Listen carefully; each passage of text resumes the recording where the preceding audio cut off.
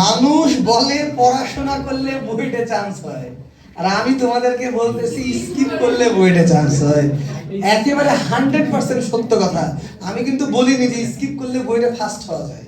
সেটা ফার্স্ট হওয়ার জন্য, টপ 10-এ থাকার জন্য, টপ 100-এ থাকার জন্য প্রযোজ্য না। কিন্তু দ্য ফ্যাক্ট চান্স, এখানে হয়তো অনেকেরই মনে মনে ইচ্ছা, বা অনেকে আমাকে বলেছে ভাই বইটা লাস্ট সিটটা আমার হলেও হবে, যে বুয়েটে প্লেস করতে হয় কি করে, তাহলে পড়াশোনা করি। কিন্তু জিজ্ঞেস করে বুয়েটে চান্স পেতে হয় কি করে, তাহলে এর একমাত্র উত্তর হচ্ছে স্কিপ করে। এখন তার মানে কি ভাই 60টা কোশ্চেন স্কিপ করলেই চান্স,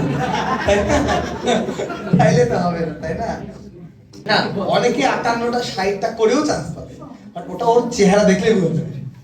অনেকে এবারে বুয়েটের কোশ্চেন এরকম করবে ভাবতেই পারেনি, এত সোজা।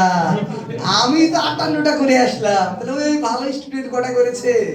তো এখন বিষয় কি, যদি কোনো কোশ্চেন রিডিং করে তোমার মনে হয় কোশ্চেন আকাশ থেকে আসছে, জীবনে তুমি দেখো, তুমি চেষ্টা করে কোনোভাবেই পাচ্ছ না, বা চেষ্টা করার আগে তোমার ভয় ধরেছে, তাহলে স্কিপ করাটা কিন্তু খুবই গুরুত্বপূর্ণ বিষয়, খুবই গুরুত্বপূর্ণ বিষয়।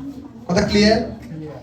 এবং মানে আমি নর্মাল কমন সেন্স বলি, ধরো 19 সালে যদি 500 হাইস্ট মার্ক না ওঠে, ধরো স্টুডেন্ট অনেক আপগ্রেড হইলো, তাও শিওর থাকো 550 হাইস্ট মার্ক উঠবে না।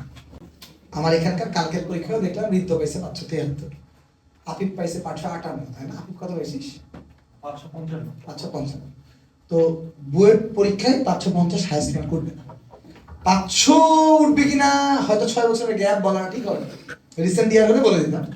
550 উঠবে না শিওর। মানে কি, আমি তোমাকে বোঝাতে যাচ্ছি, তুমি যদি 5টা কোশ্চেন স্কিপও করতে হয়, তাও তুমি বুয়েট ফার্স্ট হতে পারবে। আমি কি কথা বুঝাতে পারছি? বাট এটা কিন্তু ফার্স্টদের জন্য আমার বলা না, এটা চান্স পাওয়ার জন্য।